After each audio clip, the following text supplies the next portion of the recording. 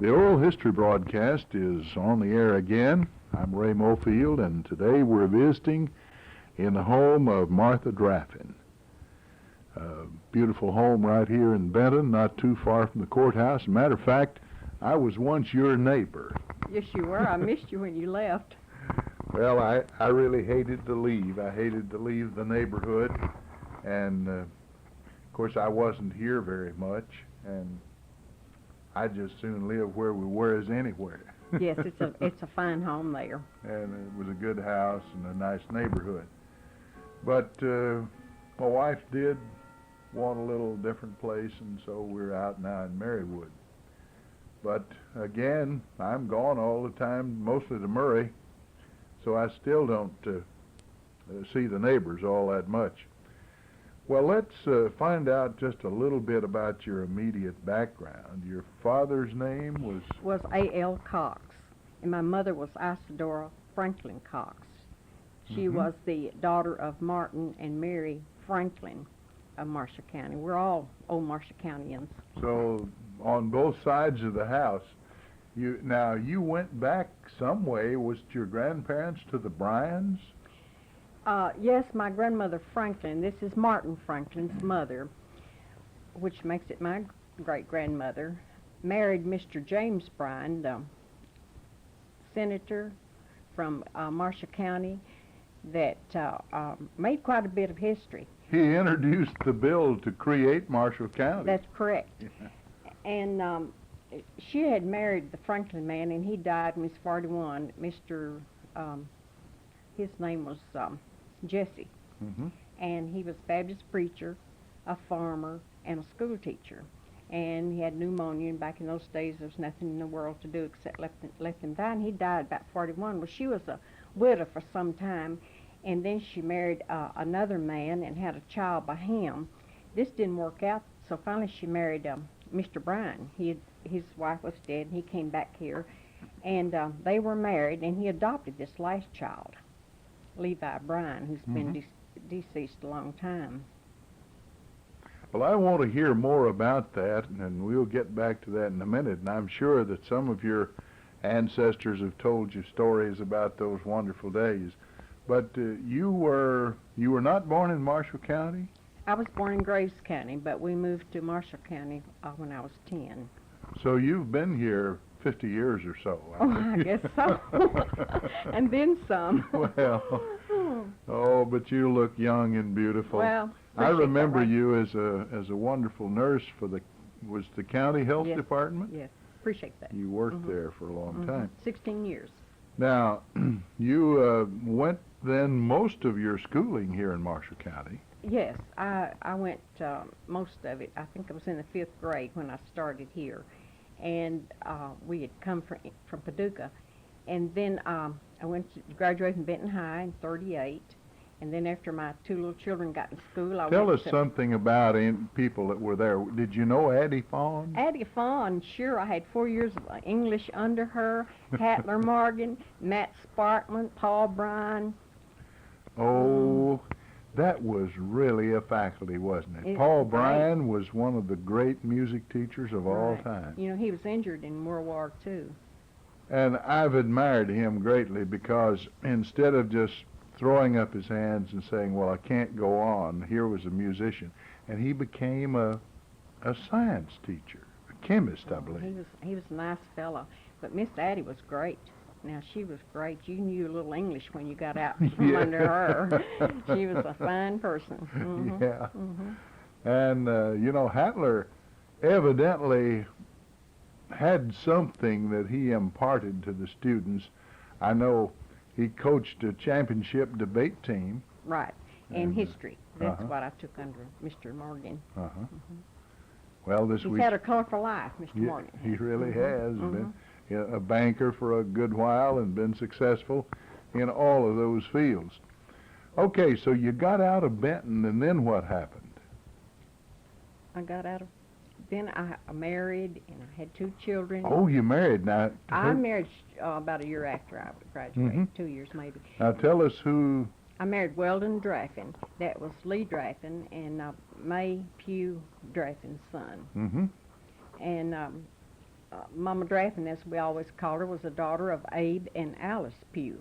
Mm-hmm. And Mr. Draffen was the son of Martha Ford Draffen and Monroe Draffen. Well, the Draffen name is a very famous name in this county and has been for many years. There was one time automobile dealers were Draffens around, weren't they? Now, I don't know whether it's the same family or not. I don't recall. Draffen Motors used to, I'd see all the Fords had a Draffen motor sign on them. And of course, one of the men out of Calvert City, Luther, had something to do with getting the dam located here and some of the plants moved here. He always said we were related. I never knew how, and that's what I'd like to know is how. If we were, I always, when people ask me that, I said, no, they have the money. We had a town name for us.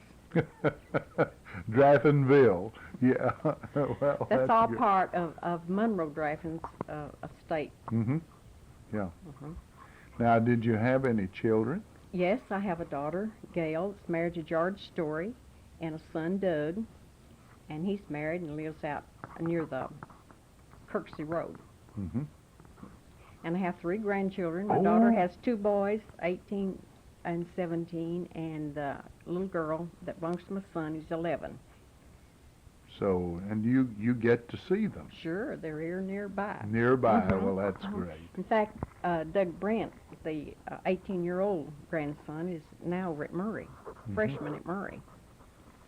All right, now, after you were finished high school, and of course you'd gotten married and had a family, did you continue your education right away or wait a while?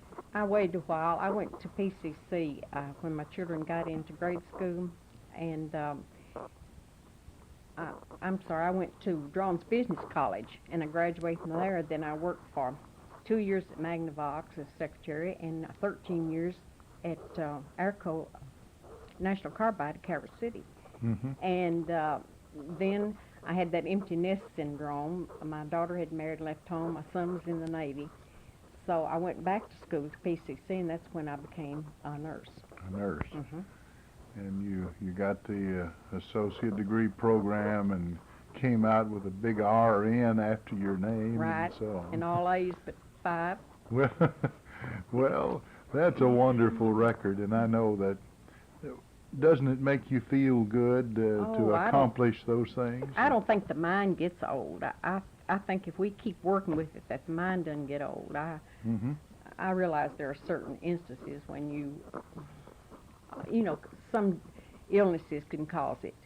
But I also have a lot of hours over at the Baptist College at Mayfield, Mm-hmm. which I may pick up one of these days and do a little at a time. Well, I noticed this year that they had achieved accreditation. Right. So that's quite a step for them. Right. I taught at Murray with Annie Markham. Now, I believe her husband was president over there, wasn't Right. he? He was killed in an automobile accident. Mm-hmm. And she's been going down into Mexico and some of the other places and the place below Mexico and setting up libraries even as old as she is. Mm-hmm. Well, She's a real character. she was always an interesting person and interested in so many different She's things. interested in youth, very Yes. interested. All right, now you got your degree. Did you have any trouble finding a job? No, there's no trouble in finding jobs for nurses. I worked at the hospital a little while, and then I went to the health department. And I really enjoyed that. I have met so many wonderful people out there, and I've enjoyed the health department so much. You know just about all the older people in the Yes, I county, do. I suppose, from having given them shots and so forth. Right. I know Mom, I call her Mom, it's my mother-in-law. Janie's mother. Yeah, Janie's mother would go over and says, well, I've got to go see, I believe you took her blood pressure or Right. something, Flu shots. and give her flu shots and this and that. Well, when you first remember Benton, what was it like? Do you remember much about it? Was it No, I really didn't. See, we moved from Paducah to Brownsburg, and you talk about three little kids being excited. We'd never seen a cow milked. We knew it came in bottles on the front porch in the morning and icy when it was cold. Yeah. But we went down to Mr. Marvin Cups, and he was always so sweet to children. And my younger sister said to him one day, "Mr. Marvin, which tit gives buttermilk and which gives sweet milk?" Well, of course, we laughed, and she was very sensitive, and she didn't think it was funny at all. But I can understand why a child would think that. Now they might ask for chocolate milk, wonder where the chocolate milk came from and other things, but we didn't know about that then. Yeah. And we've had many interesting things. We didn't know what it was to plant seeds. So my mother finally let us put seed in jars to watch those seeds grow and to see them sprout. And life was real interesting when we got out here. We'd never seen moss growing on the north side of the trees or anything like that. And there was just so many interesting things for us kids to find out. We'd take broom sage and stick in a dart of a thing and throw it. Oh, we were just so excited when we got here. Oh, you discovered new principles it was of rare physics. discovery. Discovered many things. Oh, that's wonderful. I know it's a different world, of course, coming from a town environment out to a rural area and seeing the cows and the pigs and the chickens and we didn't miss a trick. We were there to see it all. the hens hatch. Right. Oh, the chickens, we just followed them around. Yeah. One time, this was after I married, a big old red rooster flogged me as I was going to feed them. I came back to the house and I told Weldon, I said, "That rooster flogged me." He said, "Oh, you don't pay attention to that rooster." He went down there and it laid him low. He got up and knocked it in the head with something, and then he believed me the next time a rooster came at me. Well, they can be they were fighters. full-blooded Rhode Island Reds, and boy, he's a mean one. Yeah. Now, I'd like to get into some of the history that you've collected, maybe of, why don't we start with the legislator. He was elected, I guess, originally from Callaway County. Now, in some of the Callaway County histories, they called him a traitor. Of course, I suppose there were people who didn't want the northern half of the county to be split off. And the businessmen in Wadesboro didn't like it, of course, because when they did, I believe the law that created that, making the new county effective June the 1st, 1842, said that they'd have to find a new county seat somewhere about the middle of each county. Well, they picked Benton for the Marshall side and Murray. Oh, but there was a big controversy between Brownsburg and Benton. Well, let's hear about that. Well, I don't know. Of course, all this has just been passed on to me, but I understand that until the railroad came in here, that it was just kind of a tie. It still wasn't settled. No, it wasn't settled. And no. you know, even as a child, I remember much bitterness in people about this very thing. You know, old Benton. You know, well, Benton's fine. I live here. Yeah. By the way, the school out at Brownsburg or Draffenville is on. The vocational school is on the very spot where we lived, where the Draffens live. Is that? That's right. Well, I didn't know that. And it'd been in the Draffen family about 4 generations, and even Dr. Skinner used to live at the same spot. Old Dr. Skinner. And they've saved the Brownsburg school and made the school for exceptional children out of it. Right. So that's on the little crossroad there. I guess that's 58. Kentucky 58, between US 641 and US 68. Well, those are marvelous memories. You were showing me a picture a moment ago that startled me. Right. A picture postcard That's right. of Brownsburg, just as though it were Chicago. Right. Back in the school year 55-56, Ray Colley was teaching. Marvelous teacher. She was teaching the 6th grade. My daughter was in that class, and she came home and says, "Mother, will you help me with history of Brownsburg?" Well, that really got me interested in the history of Brownsburg. And of course, the first person I went to was my mother, because she had the most retentive mind, and she could remember all these things. She told us lots of stories. At one time, they had a millinery store there. They had this lady sold Miss Hamilton sold beautiful hats. Though the place was small, they had, well, I remember the blacksmith shop. In fact, Mr. Bryan had the first blacksmith shop at Bryansburg. Mm-hmm. And they had two churches then, the Methodist Church and the Christian Church, which later became the Church of Christ when they moved it. Mm-hmm. And it was a thriving little town. Yes. They had the clay pit down there where so many people came and worked. And, of course, the clay pit's still there, but when I was growing up, they used it more for a swimming hole than anything else. They'd already quit working when we moved out here in 31. Well, I guess we can blame Henry Ford, maybe, in the invention of the automobile and modern roads for reducing the importance of the smaller towns. Almost every place of any age you hear about, even Hardin and so on,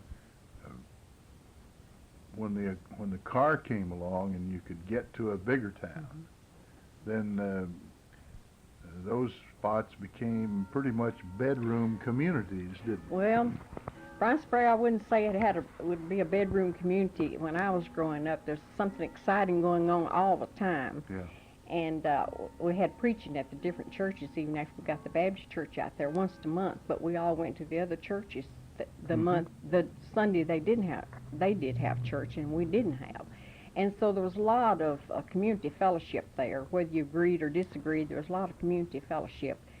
And then it was always exciting to see those rum runners coming through Bryansburg from Lyon County and Birmingham, the area thereof. Yeah. And we could almost spot it. There's always a good fight every weekend in Bryansburg. There was always something exciting happening. Right. Mm-hmm. Well, did your mother or your grandmother tell you anything about Mr. Bryan himself? Any stories that might be interesting? No, see, he died so long before Grandma Bryan did, and I never knew her. Mm-hmm. She was my great-grandmother. I never knew her, but all I got was stories. I hear she must have been a strong woman because she outlived 3 husbands, and she had several children, and a lot of them died as teenagers. My grandfather, Martin Franklin, lived to be a ripe old age. I tell you, the person I'd like for you to talk to sometime about the Franklins is my cousin, Miss Higgins, I was telling you about. She has compiled this, and she has gone originally, I think that Grandma Bryan and her husband came down from Hartley County. They would talk about the Kays, but my grandfather Franklin was not born until he reached Marshall County. Mm-hmm. And then on my mother's side, her mother was a Covington. And you cannot talk about anybody in this county because I'm related to all of them. If they're Covingtons and Clouds and and there was Youngs. a Dr. Covington at Wadesboro when I was a young boy. We lived there when I was 5 years old, and there was a Dr. Gus Covington, a physician, and he had a son who was a physician who left Hardin and moved to Murray. Now let's see, his name was Euclid Covington. He married Katie Irvin, which is a cousin to my mother. And on Daddy's side, his mother was a White, so I'm related to all the Whites in this county. Well, now the Whites ran some newspaper here for a while, didn't they? Uh-huh. That's some of our branch off of our main ones. Mm-hmm. The Coxes came in from Virginia, mm-hmm. and I knew a lady at Hardin named Cox who was a school teacher, Roberta, and a very fine one too, I might say.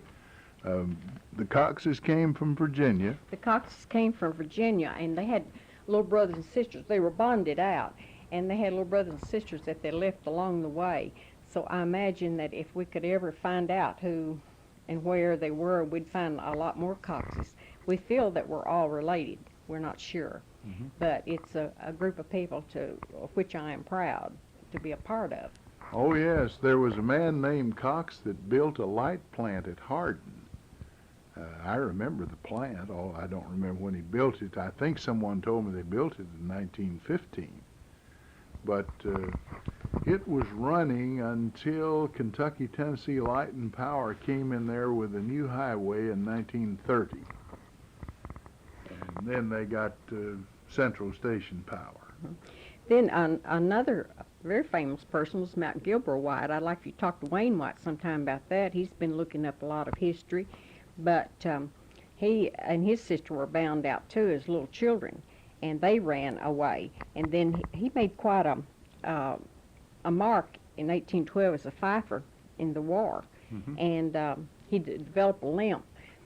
They tell me he was a very nice person. Wayne, my cousin Wayne White, was really upset when he found out I was a generation nearer to him than he is. But that's because, you know, I'm one of the younger of a large family, and my daddy was the youngest of a large family. And so that puts all of my first cousins old enough to be my parents. Yeah. Well, some of those things are interesting in generation gaps, as you say. Occasionally you'll have an uncle or an aunt that's younger than you are. It seems a little bit odd along that line. Well, back in those days, they could buy land for 25 cents an acre, and Mount Gilbert White bought quite a bit of land. And in fact, a lot of the original Whites are still buried on that land that he owned. And they have claimed that his wife, Lucretia, lived to be 103, but that's been disputed, that she lived to be 93. But they all are long livers. And he was instrumental in starting the oldest church in the Jackson Purchase. Mount Gilbert White was. Was Soldier Creek? No, Was that, it was, I think they call that church... some of them, I guess there are disputes over which is the oldest church, but some of them claim that Soldier Creek Primitive Baptist out They named it Arkadelphia the first time. Uh-huh. They named it Arkadelphia Church. Yeah. Well, anyway, they've been around this area for a long, long time. Oh, my roots go back way, way. In fact, I have histories here, as you see, that go back to the 1700s, and very accurate. And then there's some of them are just stories, just stories. Well, it's when you get that far back, it's sometimes a little hard to separate, as you say, stories or fiction or myths or whatever title you attach to them from what actually occurred. But they're always representative of the things that happened in those days. Well, let's, what happened to that photograph you had of Bryansburg here a while ago? That was, what year was that, you say, 1909. I found that in some things in the attic. Well, now, one thing about it, they've got telephone poles up then, along the side of the road, and... This was written to A.G. Oakley from Virgil Oakley. Why we have it, I do not know, but anyway, there's the date that's on it. 1909, 7 p.m., September something or other. 3rd. September 3rd. Well, now that's great. There's I wonder if that's the Baptist church building there on the right. No, they didn't have a Baptist church there at that time. That might be there's a notation on there. It says Newt's house, so I don't really recognize any of that. But it looks pretty much as when we moved to Bryansburg with the gravel streets and everything. Now, I'm proud of my history. I'm proud to know. Well, it's not really so much important where you came from as the direction you're going in, but at the same time, I think it's beautiful to know all these things. Now, Miss Ray Colley was so impressed with this, she had me to type her one out just like it, and then she sent me a beautiful slip. I suppose in those days they had physicians living there? Oh, yes, they had physicians. as I said, where Weldon's parents lived, Dr. Skinner was there, and then there Mhm. were other doctors that were there too. Well, you can't see the central office here, but I imagine they had an operator you'd call up. So, They did have, when we moved to Brownsburg, they had one of the women had it in her home, Yeah. and we thought that was something. even the songs in those days would reflect the way the telephone operated. There was one time a song that said, "Hello Central, give me heaven." Yes, I remember that song. Well, now, The quartets used to sing that a lot. if you said Central today, what would any of the 1987 graduates know what you meant if you said No, Central? I don't think they would. Now this, That just shows that log cabin. many of the original houses, of course, in Marshall County were log cabins. Oh, yes. My great Aunt Jane Alexander, who was about 11 years old during the Civil War, and she would tell about the guerrillas that would come by, and they would bury their meat, they would bury their food or anything they had, and said at one time they took her feather beds and just put bayonets through them and just let the feathers fly, that they're real cruel. There was one group that stayed out down around the clay pit I was telling you about, and they stole my Grandma Franklin at this time. She was a widow, and they stole my Grandma Franklin's mare. And there was a man that The only way she longer. could plow her The only way, garden. and she had two boys at home. That was all, and that was Grandpa Franklin and Martin Franklin and his brother Jimmy Franklin, who was older than he. And that was Leola's granddaddy, and she'd probably have a lot to tell you about that. And the man, they went up one day to where this time they were up at the White Settlement, and she went up there one day, and Grandpa went. Of course, he was scared, and they offered him some soup, and they wouldn't take it because they were afraid of it. Later, one of these men was hanged here in the courthouse, and my granddaddy shined up a tree and watched him. And whoever was doing the hanging was feeling pretty lively, and he scooped out the dirt underneath that man's feet. I've heard Grandpa tell this a million times. Yeah. It's where he would really go on down. Uh-huh. And but this man called my Grandma Franklin to now Grandma Franklin, Grandma Bryan, the same person, to the jailhouse and apologized to her for stealing her mare and asked for forgiveness. So he admitted he was He admitted the one that he was the one. that did it. But they had the mare staked out in a thicket, so they didn't get to see it. Well, now that is a real interesting tale. I wish we had more time, but you know, a half an hour just goes in a hurry, and we're so happy I'm to full have of them. been able to talk to you. Perhaps we've got time maybe for one last thing. If there's some one thing you'd like to be sure and get on, we do have about a minute and a half left. Did you ever hear of windows being rosin? Oh, and it scared people. Well, that's why made we a entertained frightening ourselves. sound. Right.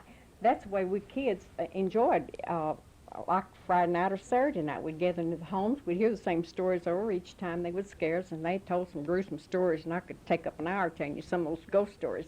And one night, we just thought the side of the house would come in. All of us kids piled on our mothers that were there. Yeah.